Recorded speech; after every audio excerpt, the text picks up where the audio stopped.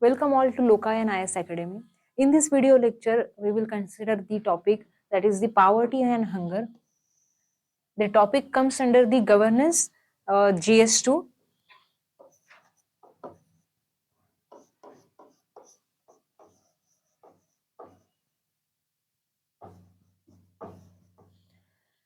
So this topic that is poverty and hunger, we can see this topic in our economy as well as that is the GS3 and in our essay topics or in this GS2. So this topic is considered or this topic is dealt in the three of the papers of the UPSC. But today we will talk in the sense of the governance. So the polity and hunger, how they are related, what is the definition of poverty, what is the definition of hunger, how they are, what are the causes of these poverty and hunger. We will see this. So what is poverty? Starting with the definition of poverty. If we talk about the economist, those who have given the definition of poverty, so according to them, there is no common definition of poverty in the whole world. According to the economist, their point of view, the definition gets changes. So some of the economists said that the lack of income is the poverty, or some of the said that the lack of education, lack of health is poverty. So it varies accordingly. But in this lecture, we will talk about the basic definition, or we can say the definition which has been approved by most of the economists. So when we talk about poverty, it is the lack of basic needs.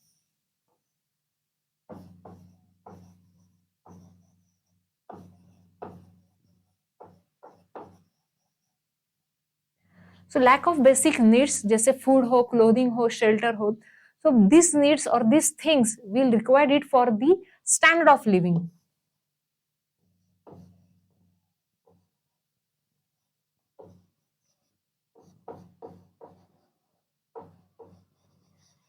तो अगर दो दो time का खाना हो या फिर दो अच्छे कपड़े हो या फिर कुछ छोटा सा घर हो रहने के लिए, this shows that how our standard of living is going on.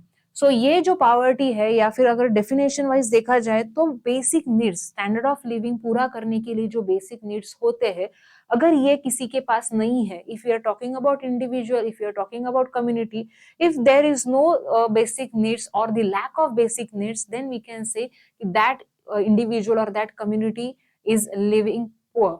Okay, so the definition or the types of poverty here we can see, one is the absolute poverty, other one is the relative poverty, extreme poverty, human poverty, and income poverty. So going with the absolute poverty, it is the no or the minimum income or the no income.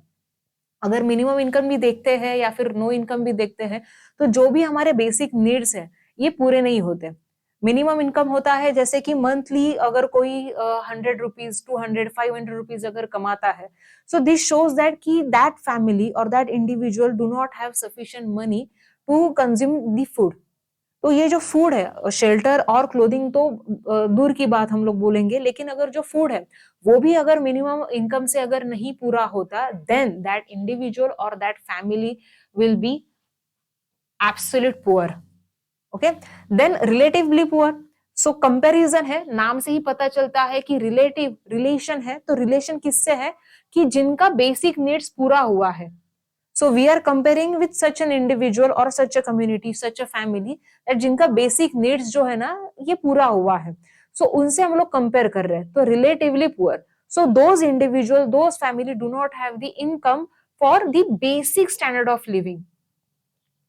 खाना खा रहे, कपड़े हैं, घर है, लेकिन जो average standard of living होना चाहिए ना उससे भी कम है. ठीक है, तो दैट इज रिलेटिवली पुअर और relative poverty. Then extreme poverty. The definition for the extreme poverty has been given by the World Bank. तो इंटरनेशनल लेवल पे जो इंस्टीट्यूशन है World Bank, they have given the definition for the extreme poverty. So it is for the whole world. Okay, तो the definition goes कि जो भी individual $1.9 अगर नहीं कमाता है per day, then that individual will fall under the extreme poverty. सो $1.9, अगर ये हम लोग इंडियन करेंसी हो या फिर कोई भी करेंसी हो, बांग्लादेश हो या फिर कुछ कैनेडियन डॉलर्स हो, इसमें अगर कन्वर्ट करते हैं तो जो भी वैल्यू आता है, अगर वो इंडिविजुअल दिन में नहीं कमाता हो, देन ही और she will fall under the extreme poverty case. Then human poverty and income poverty. So जैसे मैंने कहा कि बहुत सारे इकोनॉमिस्ट है, उनका कहना था कि poverty is not related only to the money, it is not related only to the income which we earn. So according to that economist, ये अलग जो डेफिनेशन है ये उन्होंने दिए है, ऐसे इकोनॉमिस्ट ने दिए हैं। So first one is the human poverty. तो ह्यूमन पॉवर्टी में हम लोग जैसे human, as a human being we can be used as a capital for the development, for the growth of our country. तो human capital के हिसाब से उन्होंने ऐसे दिया है कि पॉवर्टी जो एजुकेशन और हेल्थ से रिलेटेड है,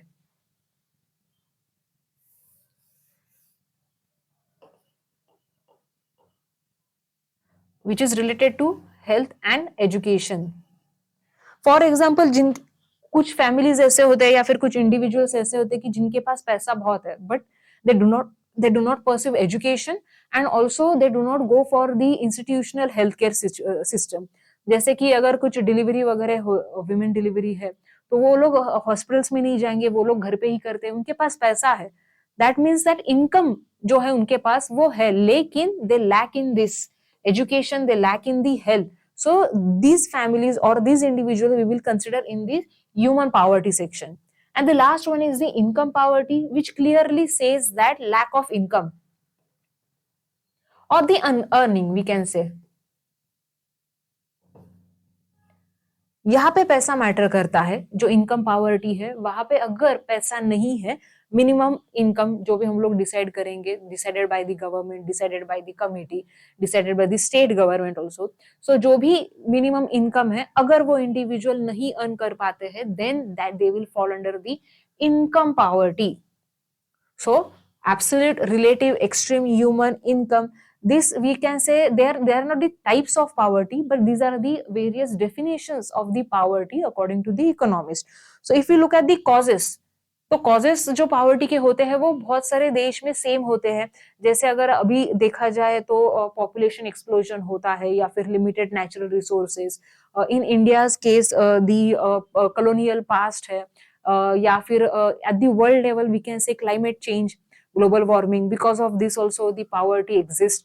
तो ये सारे रीजन जो है ना, ये बहुत सारे कंट्रीज में हमें सिमिलर दिखाई देते हैं। Next one is the recommendation by the committees in India. तो to decide the poverty, to decide the income level, or to decide which section of the population is poor, which section of the society is poor, तो उसके लिए India में बहुत सारे committees बनाए गए थे। उसमें से जो 3-4 कमिटीज जो इंपॉर्टेंट है वो हम लोग देखेंगे। First one is the Dandekar and Rath, then the YK Alagh committee, then Lakdawala. I am marking this 3 committees because first of these 3 committees they have given the poverty line on the basis of food। तो उनका कहना यह था कि India में ऐसे कुछ families है कि जो पूरे 2 टाइम का जो हम लोग खाना खाते हैं उसमें कुछ कैलोरीज नहीं ले पाते। सो जो फूड में जो कैलोरी इनटेक होता है,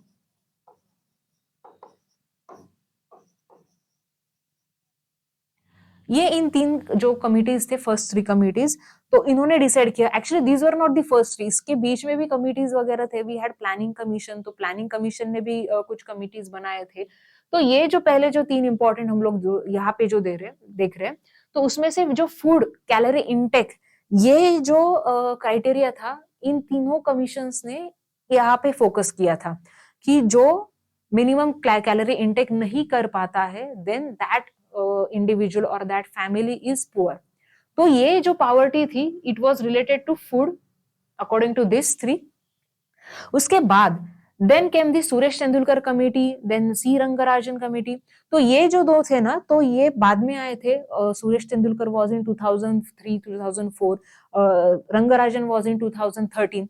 तो ये जो 2 कमिटीज थे, अकॉर्डिंग टू देम इन्होंने फूड को तो इंपॉर्टेंट दिया ही, लेकिन साथ ही इन्होंने education, clothing, shelter, even house rent या फिर ट्रांसपोर्टेशन,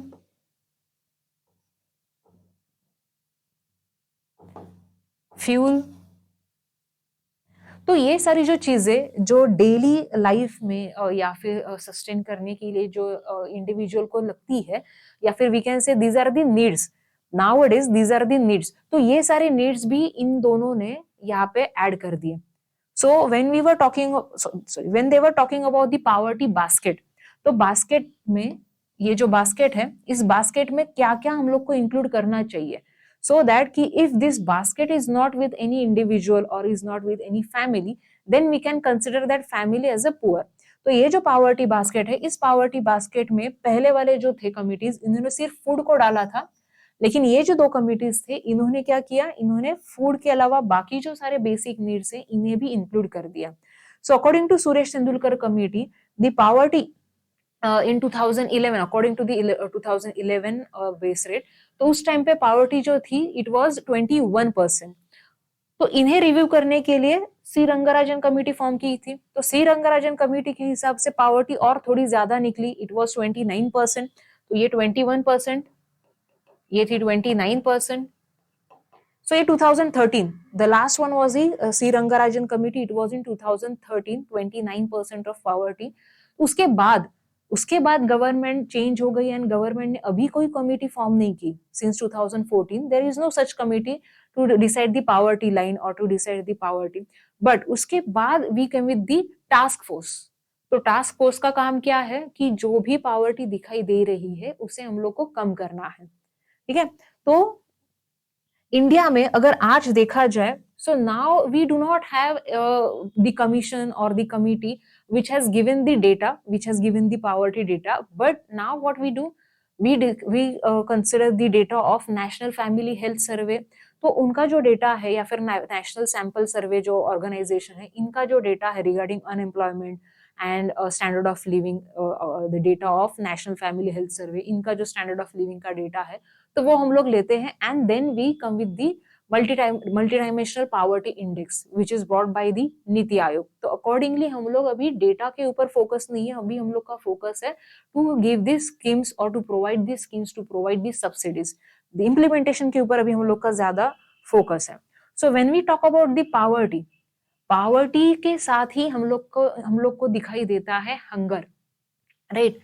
तो ये जो हंगर है, we can say it is directly related to the poverty, कि जिनके पास पैसा नहीं है तो उनके पास खाने के लिए भी पैसा नहीं होता, या फिर खाना मिलता है लेकिन it is under, we can say it does not have the nutrition, nutritious food नहीं होता।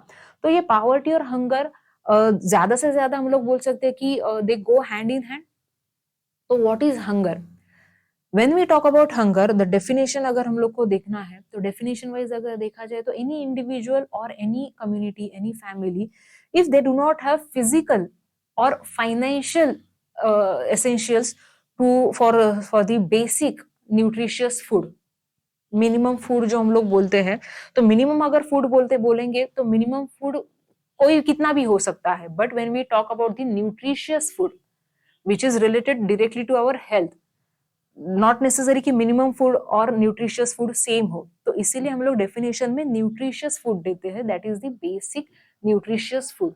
सो इफ एनी फैमिली और any individual do not have access, physical access और financial access for the basic nutritious food, तो उसे हम लोग बोलेंगे hunger. If he और she is facing with the problem of hunger. तो हंगर में भी हम लोग को एक टाइप्स दिखाई देते हैं, जैसे कि मैल नरिशमेंट है। तो मैल नरिशमेंट वी कैन से कि एक तो फूड के लिए एक्सेस होता है, they have access to the food, limited food और नो फूड और दी ओवर एक्सेस, ज्यादा खाते हैं, तो एक तो न्यूट्रिशन मिलता ही नहीं है, अंडर नरिशमेंट हो बोल सकते हैं हम लोग, या फिर ओवर नरिशमेंट जैसे कि ओबेसिटी वगैरह जो है, तो ये भी मैल नरिशमेंट में ही आता है, या फिर किसी के पास खाना ही नहीं होता, तो that also comes under the malnourishment. तो मैल नरिशमेंट में ही हम लोग को दिखाई देता है अंडर नरिशमेंट, जैसे मैंने कहा कि लैक ऑफ फूड और lack of basic nutritious food, जो हम लोग को न्यूट्रिएंट्स लगते हैं, हम लोग लैक ऑफ न्यूट्रिएंट्स भी ले सकते हैं।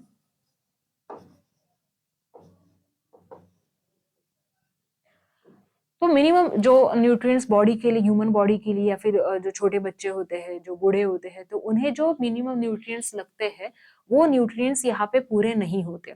खाना मिलता है लेकिन एक ही टाइप का खाना मिलता है। फॉर एग्जाम्पल, अगर राइस मिल रहा हो, गवर्नमेंट से सब्सिडाइज रेट पे राइस मिल रहा हो, तो सिर्फ राइस ही खाना है। या फिर अगर व्हीट मिल रहा हो तो सिर्फ व्हीट ही खाना है। There is no protein rich food, there is no fat food. तो ये क्या है? This is the lack of nutritious food. तो वो जो बच्चे हो या फिर वो जो पॉपुलेशन है, that comes under the under nourishment.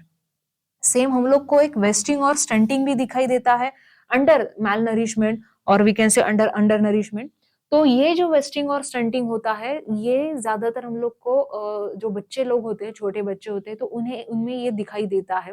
And if you consider India, तो इंडिया में इसका जो रेशियो है ये ज्यादा है।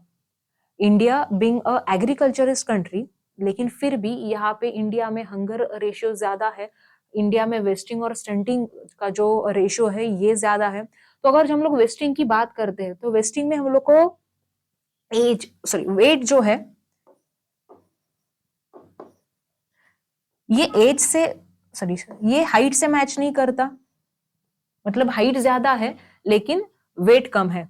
और when we talk about stunting, it is related to height which does not match the as.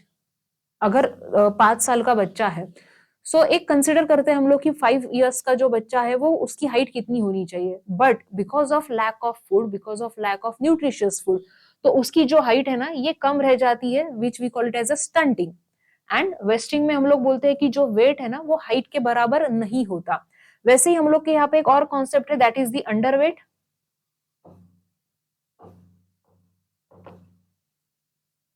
तो underweight again according to the age, weight उसका जो है ना वो कम होता है। सो दिस वेस्टिंग हो, स्टंटिंग हो, अंडरवेट हो, so this all comes under the malnourishment. तो मैल नरिशमेंट के लिए ये जो सीरियस प्रॉब्लम यहाँ पे दिखाई देता है, which is again a chronic problem also. बहुत सारे ऐसे बच्चे हैं कि जो 1 महीना 2 महीने के लिए भूख से परेशान होते हैं या फिर अंडर नरिश होते हैं, ऐसे नहीं है। They face this problem for the ages, जैसे कि एक 3 4 साल 5 साल के लिए उनके पास ठीक से खाना नहीं होता। तो this problem is the chronic problem. तो हंगर और दिस मैल नरिशमेंट इतनी बड़ी प्रॉब्लम है, तो गवर्नमेंट इसके ऊपर कर क्या रही है? So we have to look into this also. First of all we will see the indexes, most of the indexes, जैसे कि ग्लोबल हंगर इंडेक्स है, एक ये 2021 का है, बट रिसेंटली 2022 का भी रिलीज हुआ है, कि जहां पे इंडिया का रैंक 101st था in this 2021 census, but in 2022 not census sorry index, तो 2022 में इंडिया का जो रैंक है इट इज 107th। तो ये थोड़ा स्लिप हुआ है rank. Again the next index और the next report is of the food and agriculture report, कि जहां पे ये इंडिया का रिपोर्ट है, जहां पे कहा है कि 195.9 मिलियन लोग इंडिया में अंडर नरिश है, which is a serious concern. थोड़ा सीरियस कंसर्न है ये।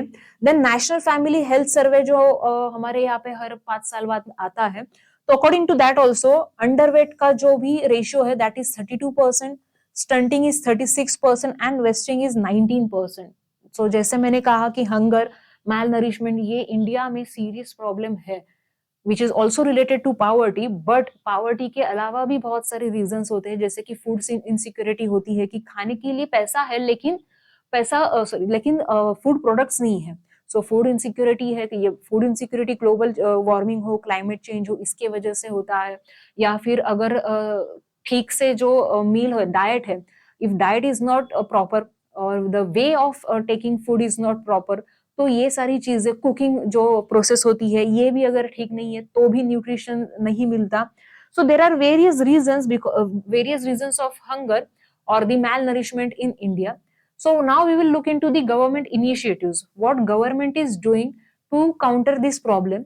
So बहुत सारे ऐसे schemes या फिर programs government ने लाए हैं, but we will look into some. So first one is the Eat Right India movement. जैसे मैंने कहा कि food properly cook होना चाहिए, and the process, the habits of the food, so वो भी अच्छे होने चाहिए. So for that reason we have brought the Eat Right India movement. तो एक तरह से ये अवेयरनेस कैंपेन है जो गवर्नमेंट ने फोकस किया है. देन वी हैव पोषण अभियान, again a campaign for the nutritious food, कि न्यूट्रिशियस फूड क्या है, कैसे होते हैं, या फिर कौन से फूड से हम लोग को क्या न्यूट्रिशन मिलता है. जैसे कि we have cereals, we have this protein rich food, we have pulses. तो ये सारे उसके अवेयरनेस के लिए वी हैड वी हैव पोषण अभियान. देन वी हैव एनीमिया मुक्त भारत अभियान, again which is also important अभियान कैंपेन. तो एनीमिया मतलब ब्लड में जो आयरन का जो रेशियो होता है ये कम होता है. तो उसके लिए दैट इज वी से दी एचबी काउंट. तो उसके लिए गवर्नमेंट ने एनीमिया मुक्त भारत की अभियान लाया है. To focus the focus of this campaign is women and the girl child. ऐसे नहीं कि सिर्फ विमेन और गर्ल चाइल्ड है, लेकिन ज्यादा से ज्यादा जो एनीमिया जो पाया जाता है वो विमेन एंड गर्ल्स में पाया जाता है. तो वो काउंटर करने के लिए हम लोग ने ये कैंपेन लाया है, जहाँ पे हम लोग अवेयरनेस क्रिएट करते हैं. We also deal with this subsidies and all. तो ये सारे एनीमिया मुक्त भारत में है. देन पीएम पोषण, जैसे हम लोग के स्कीम जो थी हमारी मिड डे मील स्कीम, तो मिड डे मील में ही हम लोग ने अपग्रेड किया है and we have brought this PM Poshan. तो पीएम मिड डे मील में क्या था कि बच्चे जो थे school going children, the primary school going children, तो उन्हें हम लोग को अट्रैक्ट करना था in school to increase our enrolment ratio. So now we have achieved 100% enrollment ratio, but now what we are doing, we are focusing on the portion, that is nutrition.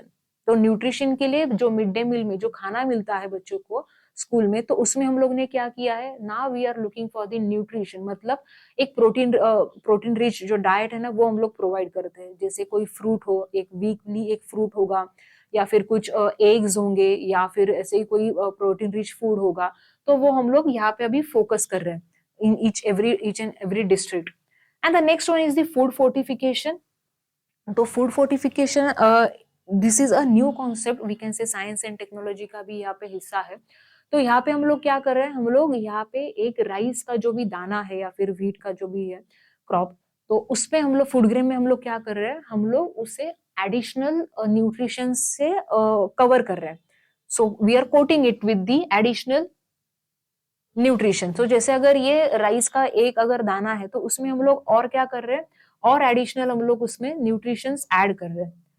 सो जैसे मैंने कहा कि साइंस एंड टेक्नोलॉजी जो अभी इतनी आगे हुई है, तो उसका हम लोग यहाँ पे यूज कर रहे हैं. So we are adding zinc हो या फिर कुछ विटामिन वगैरह हो, तो यहाँ पे हम लोग फूड फोर्टिफिकेशन में वो ऐड कर देते हैं. सो ये सारी जो चीजें हैं, ये सारी जो इनिशिएटिव्स है, this initiatives has been taken by the government for to counter the problem of hunger. Not only this, we have also the schemes also, जैसे प्रधानमंत्री मातृ वंदन योजना है, तो वो वहाँ पे हम लोग सब्सिडीज देते हैं for the unorganise sector women. तो वहां से वो लोग क्या करेंगे, with the use of that subsidies they can buy food during their delivery or sorry during their pregnancy and all. तो ऐसे सारे स्कीम्स हम लोग ने ऐड किए हैं टू काउंटर दी हंगर. तो जैसे पावर्टी के लिए भी अलग से स्कीम्स है, तो पावर्टी कम करने के लिए फूड के लिए we had national security food mission या फिर नेशनल फूड सिक्योरिटी एक्ट. हम लोग ने यहाँ पे भी हम लोग ले सकते हैं, ये मिशन भी था पहले, अभी एक्ट हुआ है वो. तो जहाँ पे हम लोग क्या करते हैं कि 2 rupees rice and 3 rupees wheat, तो ये ऐसे सब्सिडाइज रेट पे we distribute the food so that कि nobody will slip without food. तो वहाँ पे उस टाइम पे स्लोगन भी था, 2013 में ये एक्ट लाया गया था, नेशनल फूड सिक्योरिटी एक्ट. तो उस टाइम पे स्लोगन भी दिया गया था कि कोई भी आदमी हो तो वो रात में जो भूखा है वो सोएगा नहीं, भूखा सोएगा नहीं. So that was the slogan also given. तो ये नेशनल फूड सिक्योरिटी एक्ट है. तो ऐसे बहुत सारे अलग अलग स्कीम्स हो, एक्ट्स हो या फिर प्रोग्राम्स हो, we have brought this to reduce the poverty. तो पावर्टी सिर्फ फूड के ऊपर ही नहीं है, पावर्टी इनकम भी है. तो इनकम जनरेट करने के लिए we had employment schemes, we had मनरेगा, we had Mudra schemes, we had SFURTI scheme. तो ये एम्प्लॉयमेंट जनरेशन के लिए है. जिनके पास घर नहीं है तो उनके लिए हम लोग ने प्रधानमंत्री आवास योजना लाई है. वी हैव घरकुल स्कीम. तो ये क्या है कि घर जो है मतलब स्टैंडर्ड ऑफ लिविंग ये इंक्रीज करना है हम लोग को. या फिर हम लोग के पास बहुत सारे गांव ऐसे थे कि जहाँ पे इलेक्ट्रिसिटी नहीं थे, तो वो भी अभी हम लोग ला रहे हैं या फिर ला चुके हैं. We had provided drinking water in the home, tap water हम लोग ने घर पे प्रोवाइड किया है. So this all initiatives are to increase the standard of living of the people. तो ये हम लोग पावर्टी कम करने के लिए कर रहे हैं और हंगर कम करने के लिए दीज आर द इनिशिएटिव्स.